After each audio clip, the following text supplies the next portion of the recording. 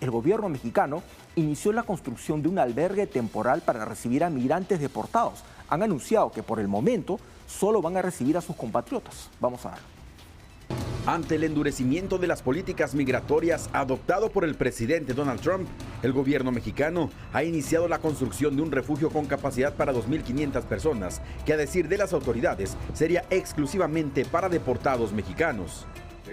Se espera que ya en deportaciones grandes, pues los va a recibir el instituto como lo ha venido haciendo en la línea fronteriza y luego los van a transportar al campamento que se está armando y ahí se hará un registro por parte de ellos. Este albergue, que actualmente está en construcción en Ciudad Juárez, Chihuahua, buscará brindar apoyo a los migrantes que podrían ser retornados a México desde El Paso, Texas, bajo las recientes medidas migratorias implementadas por la administración del presidente Donald Trump. El gobierno americano pues estará preparando, ¿verdad? No tenemos noticias tampoco de la frecuencia, la programación, las cantidades de las personas que vayan a ser deportadas, porque posiblemente ni ellos sepan todavía. Este espacio para mexicanos retornados está diseñado para proporcionar atención básica, incluyendo alimentos, servicios médicos y un lugar seguro donde permanecer. Por otro lado, la Iglesia Católica sí estará recibiendo personas de cualquier nacionalidad en sus refugios. Y bueno, pues la Iglesia tendrá que prepararse también, ¿verdad?, con las estructuras que ya tenemos, con la Casa del Migrante, con los espacios que estén a nuestra disposición. Organizaciones civiles y defensores de los derechos humanos han advertido que esta situación podría desbordar la capacidad de atención en Ciudad Juárez, que ya enfrenta desafíos debido al flujo constante de migrantes en la frontera. César Contreras, Voz de América, Ciudad Juárez, México.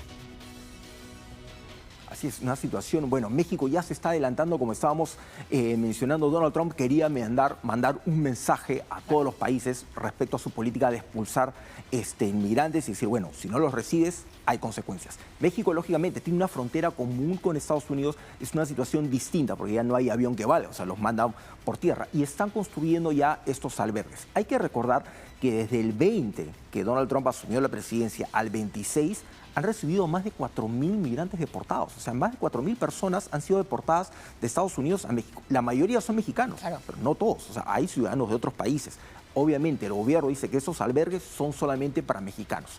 Sin embargo, hay instituciones religiosas que sí están recibiendo a los otros deportados, brindándoles ayuda, deportados de otras nacionalidades, brindándoles ayuda principalmente para que puedan regresar a sus países. Lamentablemente, muchas de esas personas están tratando de tomar contacto con coyotes, con mafias, que los ayuden a regresar a Estados Unidos. Discúlpeme la ignorancia, si me puedes precisar. ¿Por qué México construye albergues para recibir a sus propios ciudadanos deportados? O sea, ¿por qué no están a su casa?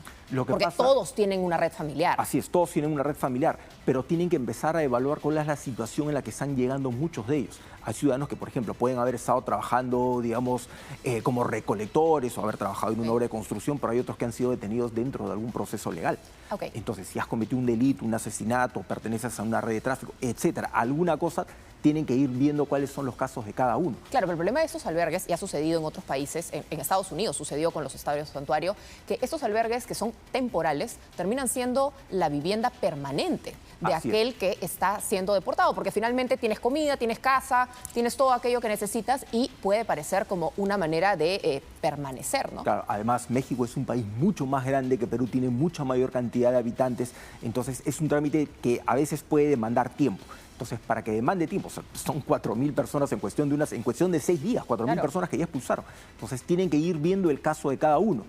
A veces eso te puede demorar 4 o 5 días y no puedes tener esas personas sentadas en una sala de espera esperando, y para eso habilitan ese tipo de albergues. O sea, como para ver, como tú bien señalas, hay personas que tenían hecha su vida allá o que no tienen ningún familiar o que están en diferentes circunstancias y puede tardar un poco. Entonces, es un tema relativamente complejo, fuera de que también están recibiendo personas de algunos países centroamericanos.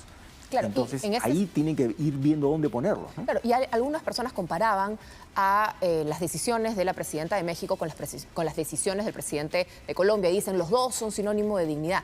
No es lo mismo la posición económica que tiene México frente al mundo que la posición que tiene Colombia. Colombia es tamaño pulga en relación a la economía mexicana, que es un monstruo. Frente a Estados Unidos sigue siendo un monstruito, pero igual sí tienen una solidez y una salida al mercado mundial mucho más relevante. Así es. Además de eso hay que tener en cuenta que tanto México como Estados Unidos y Canadá, al compartir frontera, bueno, México no tiene frontera común con Canadá, sino, o sea, los tres juntos tienen una serie de acuerdos comerciales, una serie de pactos comerciales, una serie de pactos respecto a políticas migratorias, etcétera. Y de hecho Donald Trump los está presionando utilizando estos acuerdos que ellos han firmado, exigiéndole a México y a Canadá que tomen medidas para detener la migración. Bueno, ya cayó Trudeau, ¿no?, en Canadá. Así es, entonces es un tema bastante delicado. La situación de México es distinta a la de Colombia porque lo principal, tienen una frontera común.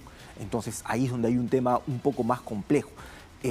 México, al igual que en el caso de Colombia, por ejemplo, es un aliado importante en el nivel de ventas, de cosas que México le vende a Estados Unidos. O sea, vende casi toda su producción se va hacia Estados Unidos. En el caso de Colombia es muy parecido, o sea, casi el grueso de su población, de su producción va hacia Estados Unidos. Nuestro país no está exento de eso. También me parece que Estados Unidos es el principal aliado comercial después de China, o sea, para nuestro país. Entonces, hay un nivel de exportaciones muy importante.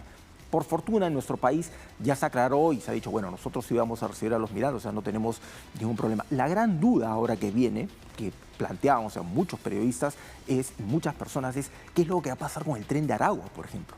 Donald Trump ha dicho, le ha declarado la guerra a Organización Terrorista Internacional. Al Tren de Aragua y todo esto, pero desde Venezuela, la semana pasada, autoridades venezolanas pidieron que los países donde sean detenidos los envíen a Venezuela. ¿Por qué? Bueno, cosa rara, los están aceptando a ellos, ¿no? Hay que recordar que hay muchas denuncias que señalan que el régimen de Nicolás Maduro tiene una especie de alianza media oscura con el Tren de Aragua. Bueno, esa es una de las tantas versiones que hay en torno al régimen de Nicolás Maduro.